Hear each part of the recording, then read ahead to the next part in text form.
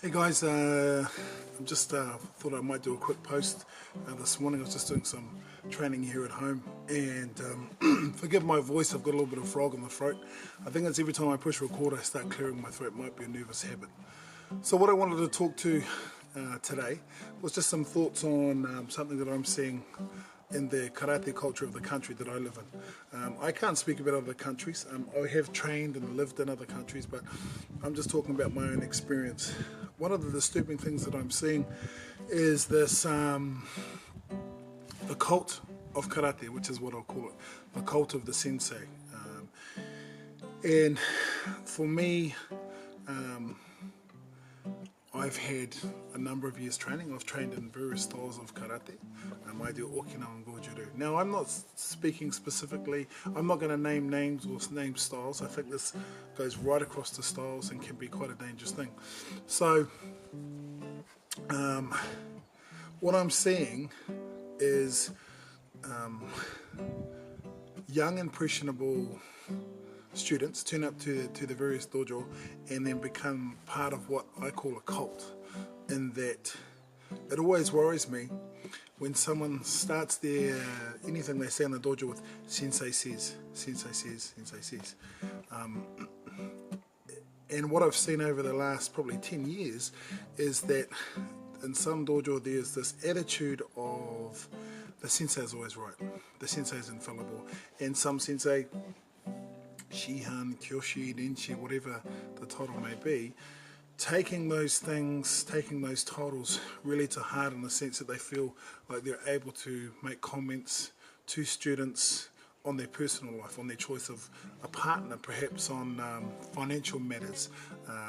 They're going so far as to say things like, oh, you know, you shouldn't go with that person, they're getting in the way of your training. For me, I believe that karate is not my life, but it's a building block.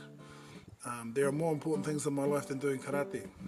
There's my family, there's my children, there's my job, there's work, there's making a living. All of those things are much more important than running around in angry canvas PJs punching each other in the head. Having said that, I really do enjoy karate. I'm really passionate about it, and as I said, I've been training for 40 years.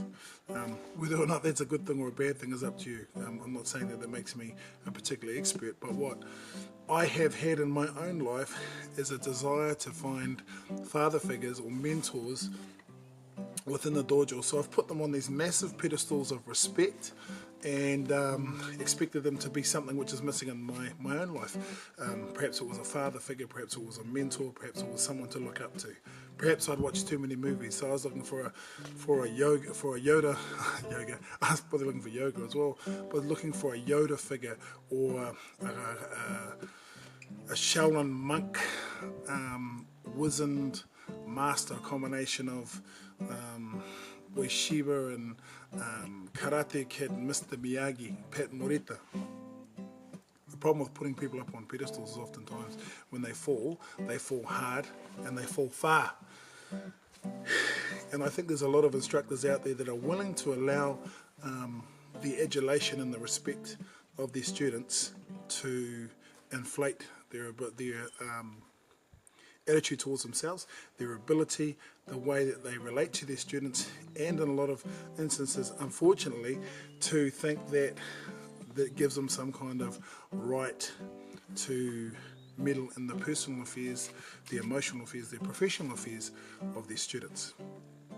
I think for me, being a sensei and keeping that title in perspective, being a sensei is not about having some innate right or innate wisdom that allows me to make comment on other people's lives until I get my life right.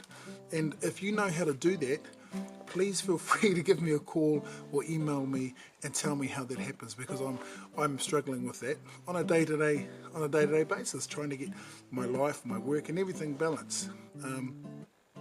Maybe there are some instructors out there that have all those answers, but I think for the most part, there are people who are out there who are instructors. When I train with people, I'd like to think that they see me firstly as a person, not as a belt, a rank, a uniform, obviously in terms of etiquette when you go to the dojo, these things apply.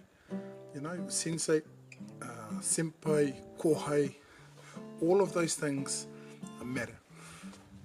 In the real world, I may be able to do a Jodan Moshigiri, or rather I wish I could do a Jodan Moshigiri, like a powerhouse. I'm able to punch through a stack of bricks, or be a really strong sparrer or whatever, but that doesn't give me any kind of insight into how to invest your money, or how to look after your relationship, or how to live your life or make decisions for yourself. I think a good sensei is about encouraging you to find the path yourself. So I've heard a saying, and I like it. It says, a good teacher will tell you where to look, but not what to see. And I really believe that. I think that when we as sensei, when we as people, as practitioners, we have to remember that we're students as well.